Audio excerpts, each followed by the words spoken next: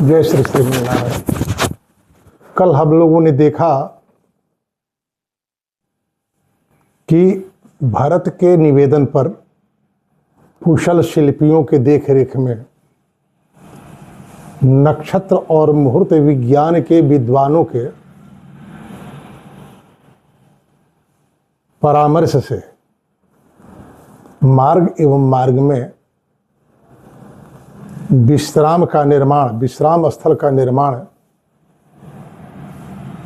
की सूचना भारत तक पहुंचा दी गई। भारत इस तैयारी को जान आह्लादित हुए रात्रि विश्राम करने चले गए। प्रातःकाल जिस तरह राजाओं को जगाने के लिए सूत और मागधों के द्वारा उनके जश का गान किया जाता है, वाद्य यंत्र बजाए जाते हैं, उसी तरह भारत को जगाने के लिए सूत और मागधों ने शौर्य और जश का गान आरंभ किया। वादकों ने वाद्य बजाया। भारत के कानों में यह ध्वनि पड़ी जो उनका शोक शांत हुआ था वह द्विगुणित हो गया। और शत्रुघ्न से उन्होंने कहा कि शत्रुघ्न से बंद कराओ, मैं राजा नहीं हूं कि मेरे लिए सारा आयोजन किया जा रहा है। और विकल होकर विलाप करने लगे। भारत के इस विलाप की ध्वनि सुन महाराज दशरथ की रानियां भी विलाप करने लगी। भारत और शत्रुघ्न और लक्ष्मण की पत्नियां भी उसी रानियों के साथ विलाप करने लगी। इसी बीच महर्षि वशिष्ठ महाराज दशरथ के मृत्यु के बाद पहली बार महाराज इक्ष्वाकु के द्वारा निर्मित और उनके अनुशासन से अनुशासित परंपरा का संवहन करने वाली राजसभा में आए। प्रतिहारियों को उन्होंने निर्देश दिया, विद्वान ब्राह्मणों को, शौर्य संपन्न क्षत्रियों को, सामंतों को बुलाने के साथ ही भरत शत्रुघ्न और भरत के मामा युधाजीत को भी बुलवाया। स्वराज पुत्रम शत्रुघ्नम भरतम च यशस्विनम युधाजीतम सुमंत्रम च ये च तत्र हिता जना सुमंत्र एवं अन्य हितैषी जनों को भी बुलाया। ये हितैषी जन हैं कौन? कैकेयी के हितैषी हैं या अयोध्या के हितैषी हैं? कैकेयी के यदि हितैषी होंगे तो कैकेयी का भी हित नहीं कर पाएंगे, भरत का भी हित नहीं कर पाएंगे।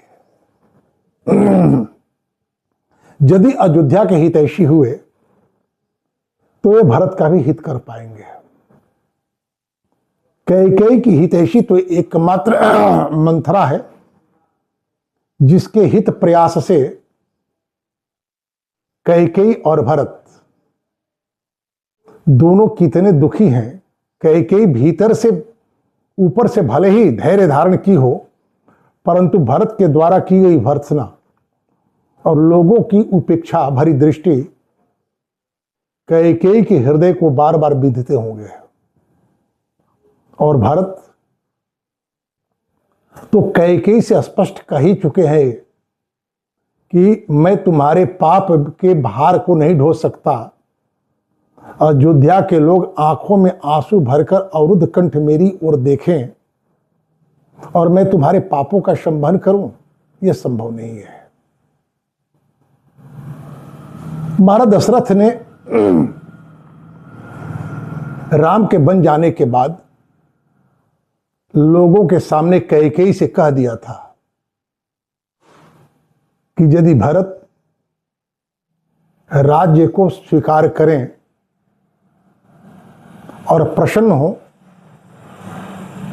तो उनके द्वारा दिया गया पिंड मुझे प्राप्त न हो। जब यह बात महाराज दशरथ लोगों के बीच कैकेयी से कहे होंगे, उस समय वशिष्ठ भी होंगे निसंदेह। भरत कौशल्या के सामने सशपथ राज्य को पाने की लेकर अपनी अनिच्छा व्यक्त कर चुके हैं। भारत के इस शपथ से कैकेयी कौशल्या के मन का मैल धुल गया और वशिष्ठ ने भरत को महाराज दशरथ का श्राद्ध आदि कर्म करने का अधिकार दिया। तब से लेकर अब तक भारत को अनेकों बार परीक्षाओं से दो चार होना पड़ा।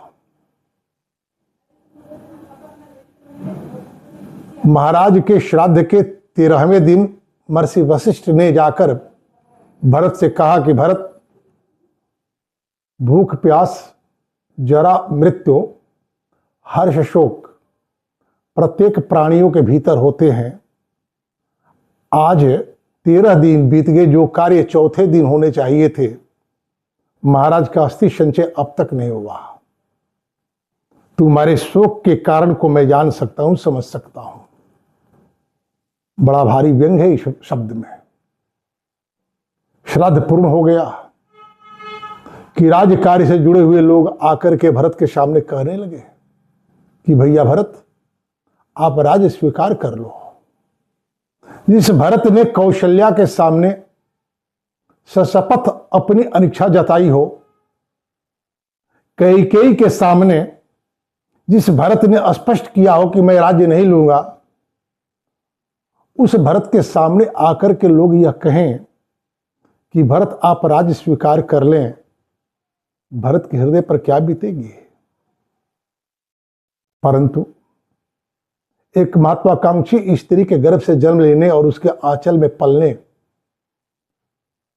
के साथ साथ उसके प्रेरणा से जो महत्वाकांक्षा जगी थी, जिस महत्वाकांक्षा का अनुभव कौशल्या और महाराज दशरथ को सम्यक प्रकार से हुआ, उस भरत को परीक्षा से तो गुजरना ही पड़ेगा।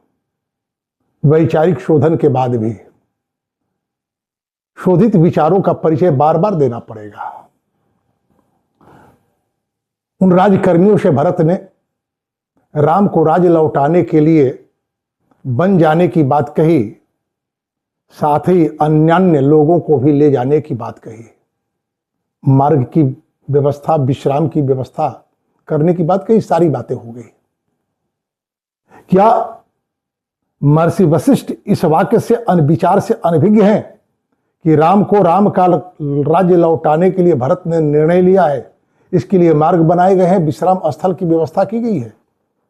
फिर महर्षि वशिष्ठ ने राज्यसभा में पुनः एक बार भरत को बुलाने का प्रयत्न क्यों किया, किस लिए बुलाया, तो इस पर विचार करें। युधाजीत जो अब तक नहीं आए थे, अब आ चुके हैं अयोध्या। क्यों नहीं आए थे? भरत जब अपने ननिहाल से आए तो कैकेयी ने कुशल क्षेम पूछा। भरत ने बतलाया कि अनेक उपहार थे, उपहार के भार से घोड़े थके हुए थे, वे पीछे से आ रहे हैं। उपहार थे क्या? तो वो उपहार थे, महाराज अश्वपति ने भरत को उपहार दिया था अंतपुरे अति समृद्धान व्याघ्रा वीर्य बलोपमान दष्टा युक्तान महाकायान शूनश्चोपायनम ददौ। घर में सम्यक प्रकार से संवर्धित बाघ की तरह बल वाले, बड़े दाढ़ और दांत वाले अनेक कुत्ते दिए गए थे भरत को उपहार, घोड़े दिए गए थे। ये सब उपहार सामरिक दृष्टि से होते हैं। युधाजीत जब आए होंगे भरत अयोध्या, और भरत के परिवर्तित विचारों से जब कैकेयी उन्हें परिचित करवाई होगी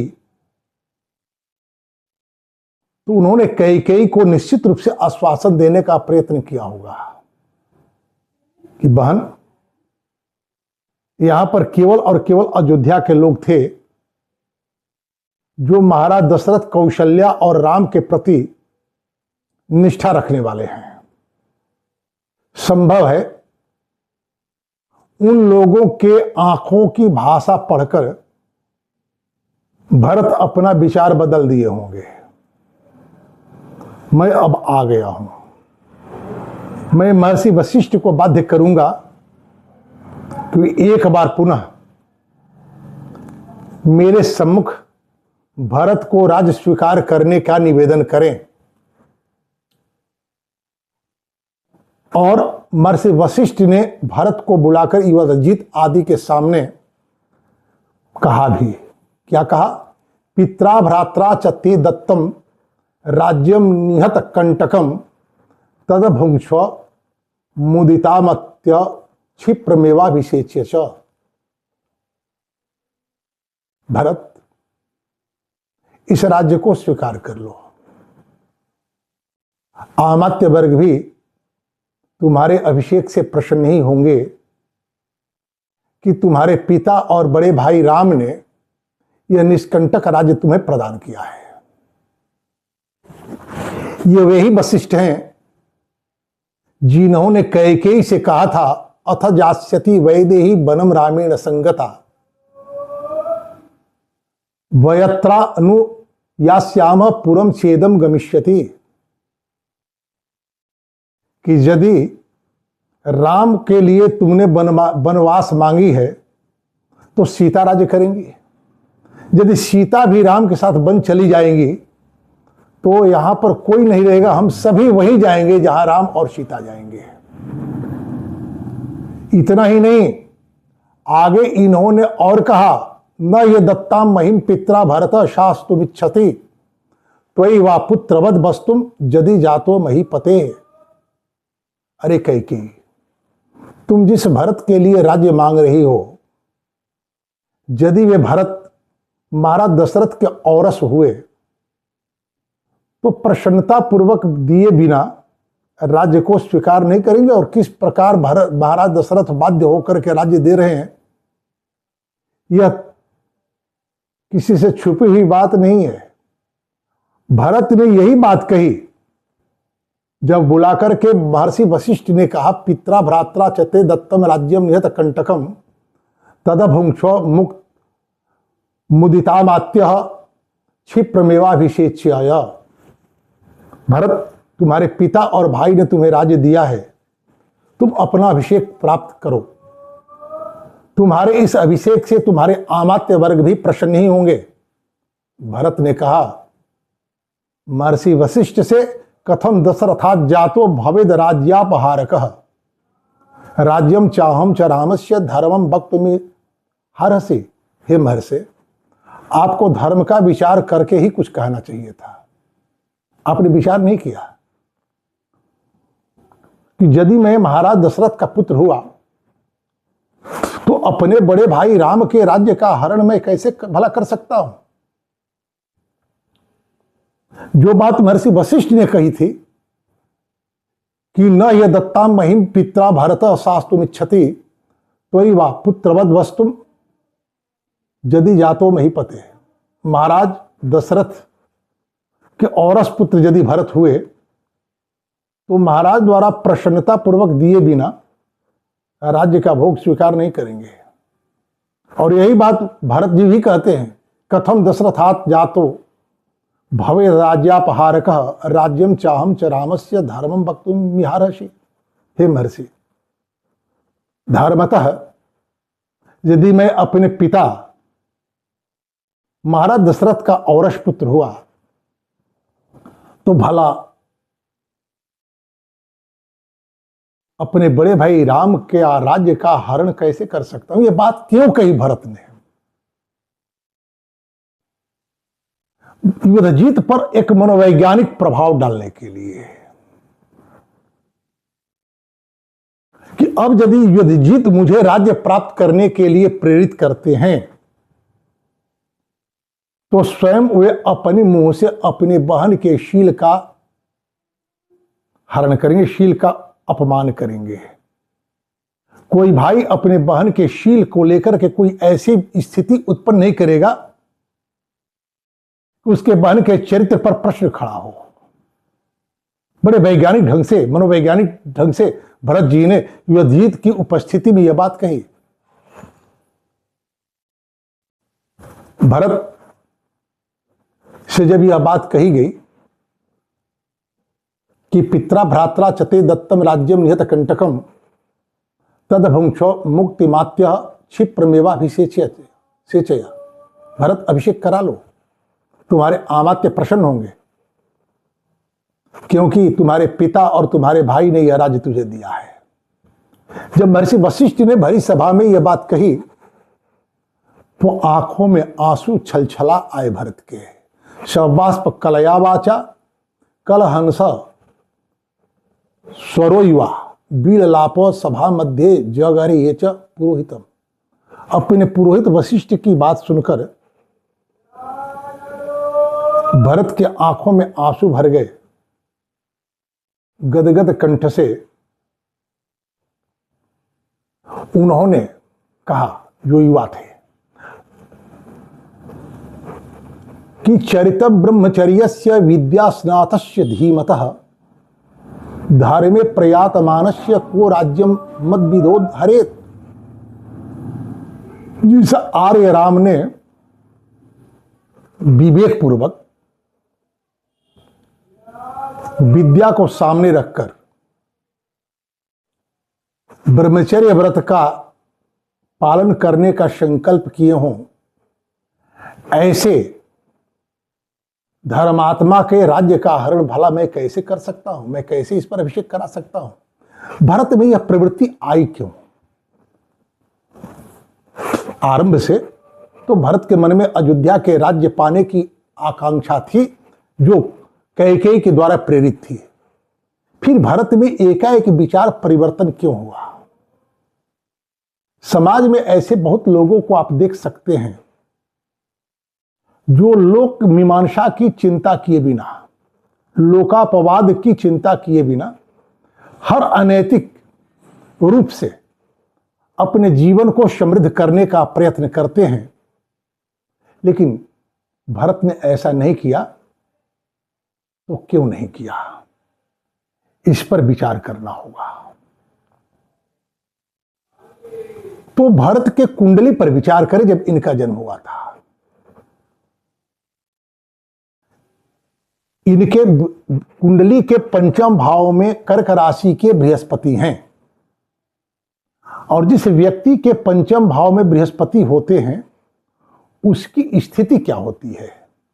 तो विलासे मति बुद्धि ये देव पूज्ये भवेत जल्पका कल्पको लेखकोवा निदाने सूते विद्या माने भूति फलो पद्रव पक्व काले फलस्य। जातक तत्व में जो ज्योतिष शास्त्र का एक मान्य ग्रंथ है, उसमें यह बात आती है कि जिसके जन्म कुंडली के पंचम भाव में बृहस्पति की स्थिति होती है वह बुद्धि विलासी होता है,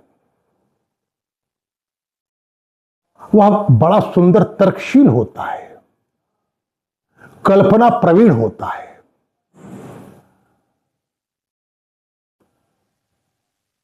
उसके जीवन में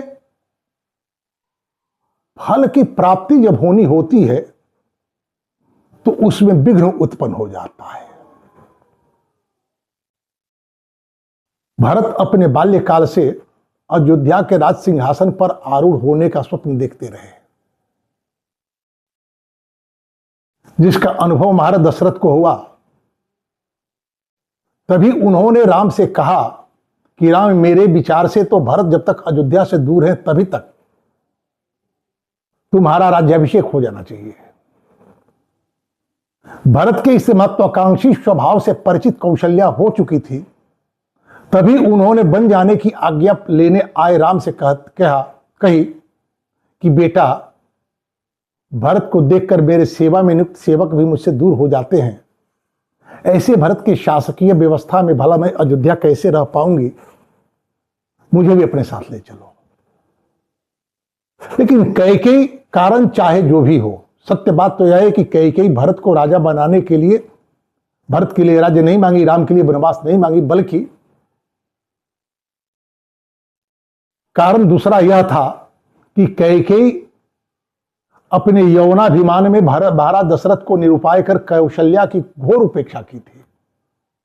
राम के राजा होने के बाद कौशल्या जब राजमाता होती तो कैकेयी को उसके बाद की चिंता बतलाई गई मंथरा के द्वारा, और उस चिंता से बचने के लिए, उस परिणाम की आशंका से मुक्त होने के लिए कैकेयी ने सारा षड्यंत्र की।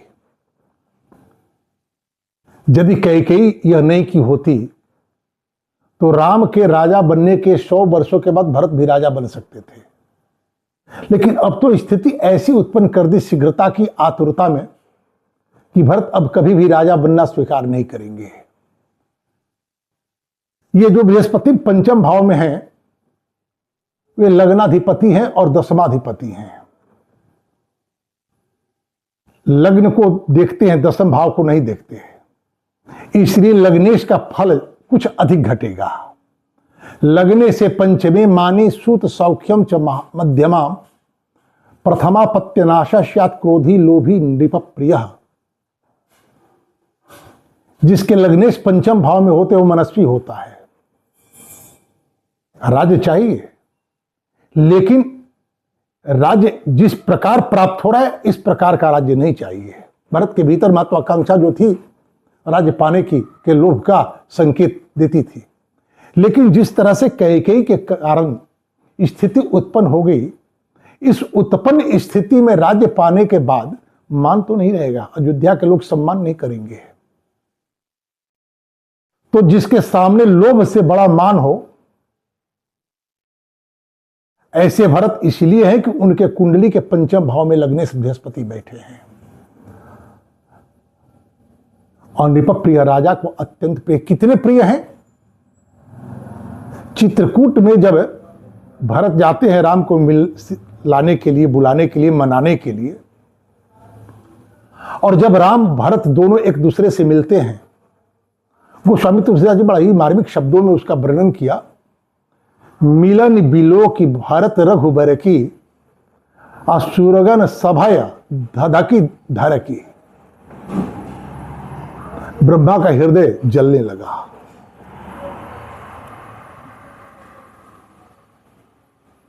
देवता भयभीत हो गए कि कहीं ऐसा न हो कि हम सभी का प्रयास असफल हो जाए। और भरत के प्रेम में अपना मान भले टल जाए, भक्त का मान न टलते देखा। भगवान का जो स्वभाव है, उस स्वभाव के कारण भरत का मान रखने के लिए कहीं राम अपने मान को तिलांजलि देकर अयोध्या न चले जाएं। फिर सारा आयोजन धरा का धरा रह जाएगा। इतना मान देते हैं श्री राम भरत को, क्योंकि लग्नेश जिसके पंचम भाव में होते हैं वो राजा को अत्यंत प्रिय होता है। राम को अत्यंत प्रिय है भरत। हनुमान जी सीता की खोज कर जब लौटते हैं तो लक्ष्मण के समान बतलाते हैं, लेकिन भरत से दूना बतलाते हैं। भरत के समान बताते हैं, लक्ष्मण से दूना बतलाते हैं। जो लक्ष्मण दिन रात राम की सेवा में रहते हैं, उस लक्ष्मण से दूना भरत को मान देते हैं राम। ऐसा इसलिए कि लक्ष्मण केवल और केवल राम की सेवा कर रहे हैं, भरत अयोध्या के संस्कृति का पोषण कर रहे हैं, कुल परंपरा का पोषण कर रहे हैं। मिले हुए राज्य किया त्याग कर भरत यह सिद्धांत को प्रमाणित कर रहे हैं कि अयोध्या के राज परिवार की मर्यादा क्या है। उस मर्यादा को छोड़कर बड़ा से बड़ा लोभ भी यदि मेरे सामने आ जाए तो मैं उसे स्वीकार नहीं कर सकता। कथम दशरथात् जातो भवेद राज्यापहारक राज्यम चाहम च रमस्य धर्मम वक्तुम मिहारसी। हे महाराज, हे महर्षि, आप धर्मपूर्ण बात कहें। भला मैं दशरथ के तेज से जन्मा हुआ भरत राम के राज्य का हरण कैसे कर सकता हूं? अनार्य दुष्ट अस्वर्गम कुर्या पापमहम यदि इक्ष्वाकूणाम अहम लोके भवेयम कुलपानसनः। यदि इस कैकेयी के पाप पूर्ण कार्य के कारण जो राज्य मुझे प्राप्त होना संभव दिख रहा है, उस राज्य को यदि मैं प्राप्त करूं तो मैं अनार्य कहलाऊं, स्वर्ग में मेरे लिए स्थान न हो और इक्ष्वाकु वंश के लिए मैं कलंक सिद्ध हूं। आज इसी सतवाणी को विराम। शेष आगे वशिष्ठ जी क्या कहते हैं, सभा क्या कहती है। तो जय श्रीमन नारायण। यदि आप इस चैनल को सब्सक्राइब, लाइक और शेयर करें, कमेंट करें, तो इस चैनल को फैलाव मिलेगा, हमारा प्रयत्न सफल होगा। लोग महर्षि वाल्मीकि के कृति श्री रामायणम के तत्वों से अधिक विज्ञ होंगे कि आज कथा मंचों से प्राय वे बातें ही कही जाती हैं जो थोड़ा रंजक हो। निश्चित रूप से हमारी द्वारा जो प्रयास हो रहा है यह बहुत रंजक तो नहीं है, लेकिन मैं समझता हूं कि समाज के सामान्य लोग इन संदर्भों से परिचित होंगे तो राम कथा के उद्देश्य को जान पाएंगे। जब भी भरत के चरित्र की बात होती है तो लोग यही कहते हैं कि भरत सा चरित्र दूसरे में संभव नहीं है, लेकिन भरत के चरित्र का जो यह परिवर्तन दिखता है आपको पूर्व भाग और पर भाग में, इन दोनों भागों को यदि सम्यक प्रकार से समझा जाए तो हर व्यक्ति अपने भीतर भरत की संभावना को संभव कर सकता है। इसलिए मैं आपसे प्रार्थना करता हूं कि इस चैनल को कैसे विस्तार मिले, इस पर आप विचार करें। जय श्रीमन नारायण।